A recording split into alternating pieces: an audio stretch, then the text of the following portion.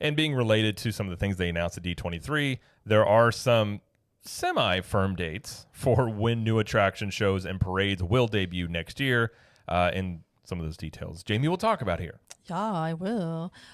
So starting, okay, I'm going to start going in order of when things will be opening or starting in 2025. This one's confusing, so I'm not sure. But the first one is Zootopia Better Together, which is supposed to replace It's Tough to Be a Bug in Animal Kingdom. It's supposed to be like an all new 4D production. And I think you're supposed to sing along with it and everything.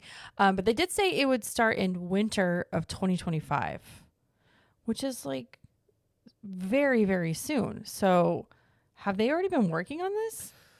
It's possible, but it's at the same time, it's a show in there. So I don't think there's as much stuff to change out as like a ride. I guess. I mean, other than they that's do have true. animatronics in there, Yeah. but I'm imagining the new show is not going to have animatronics. But is it winter 2025 or is it in the beginning of this year or is it at the end of 2025? I would say toward the end of 2025. See, that's what I was confused on. I was like, is it first or is it last? I don't know. Anyway, they just said winter 2025. So take that as you will. The next one they said is Spaceship Earth Lounge. That's going in Epcot. That'll be late spring. So probably sometime in May or early June, I would think. Mm-hmm. And that's supposed to be like overlooking the park and you can see the fireworks and everything. They'll look really cool. And then the Disney Villains show, which is now called Disney Villains Unfairly Ever After. That's going to Hollywood Studios and that will start this summer. And we got some more information about it, just a little bit. Quote, the most fiendish of foes, Cruella de Vil, Captain Hook, and Maleficent break through the glass to take center stage and captivate you with performances full of witty humor and mischievous charm. You may even get a glimpse of a few more of your favorites through the magical mirrors as dozens of the most infamous evildoers try to join in the delightfully diabolical fun, end quote. Okay. So there you go. There's a little more information about that show. And then The Little Mermaid, a musical adventure, will start this summer. This was delayed. This was supposed to open this past fall, and obviously it was delayed. But we know a little bit more about it. That everything is going to be new, basically. New lasers. Laser beams. New puppets. I don't know if they're using animatronics or anything. I doubt it. I know. Not with a show. I think this is probably going to be like the Nemo show. Yeah, would be my guess. Yeah. But we do know that we will hear some songs like Under the Sea and Part of Your World, but also we're going to be hearing Daughters of Triton and Kiss the Girl. Okay. Which weren't in the original show. So that's kind of exciting.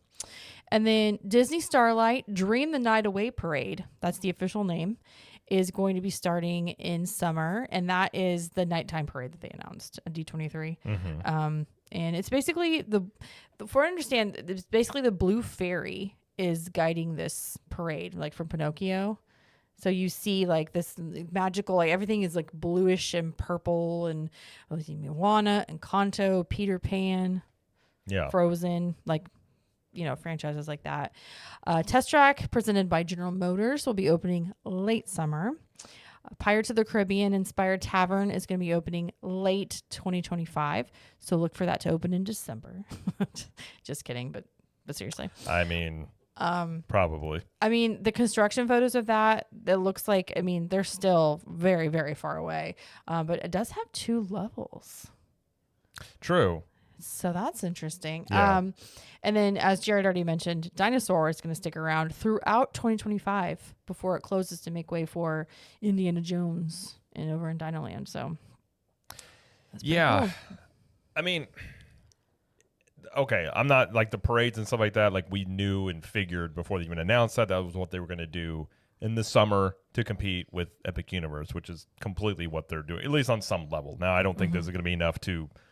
I don't think most people are going to be like, oh, well, let's go check out shows and parades. But it very much is things that like the Disney audience has wanted for a while. A nighttime parade is something that people have been asking for years now.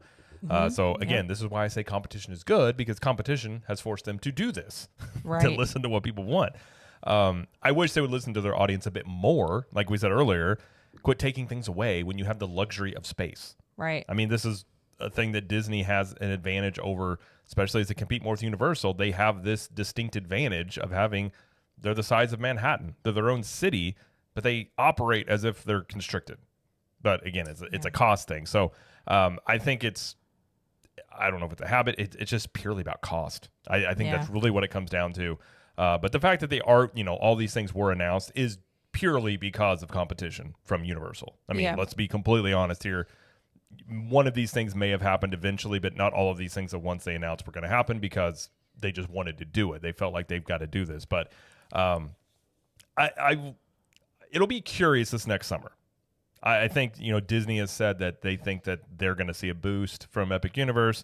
If you look historically, when the Wizarding World stuff opened, Disney saw a slight decline when those, and then eventually things ramped back up when they had more things open. So I think you're likely looking at a similar scenario. But let's say the economy does loosen up and people have more discretionary income. They could also see a boom just from that, as could Universal, because Universal is for sure going to have an increase in attendance. I guess the question is that going to translate to Disney? There's a lot of debate there. A lot of people think it will. I'm not so sure, given that Universal is going after trying to get people to stay for like a whole week now, versus Universal's typically been a 1 to 2 day add-on trip to your Disney vacation. So that'll be something to kind of keep an eye on how that ends up shaking out for 2025. But I think at the very least, the shows, the lounges, I think the lounges are a good idea. I think it's something people enjoy, the lounges. It doesn't, obviously, they're having them open by 2025. It doesn't take them that long to do these. I'm kind of excited about those because nothing is being taken away. It's an adding to it. And so I'm really excited about those. And I'm excited for a place to just like sit. Well, especially Magic Kingdom. Now, these are going to be very busy. I imagine it's going to be very hard. But a Pirates-themed bar, again, it's an easy win idea. Heck yes. I mean, and so like the lounge in Epcot, like that's not a bad idea. Like these are existing structures that they're just converting into lounges. Right. So I think that's a good idea. I would love to see a Haunted Mansion one you've seen on the Disney cruise lines. Yeah, the cruise line's getting it. Yeah. I mean, that would be something I think would be a big hit. So yeah. And Disney likes to do, they look at that as, that obviously is direct revenue. It's a bar, it's a lounge. So I think Disney will probably do a lot of those. But when it comes to the attractions, again, I would just say I would be I have patience on those. I don't think they're going to come anytime soon here, but there is stuff coming. And obviously, I think the nighttime parade sounds cool, and obviously they know how to do these things. Right. Test track, I mean, it's test track. I mean, they can change it up, but I don't know how much different it's going to be than the original one. But right. But yeah, so I guess that's sort of the status of most of the things coming.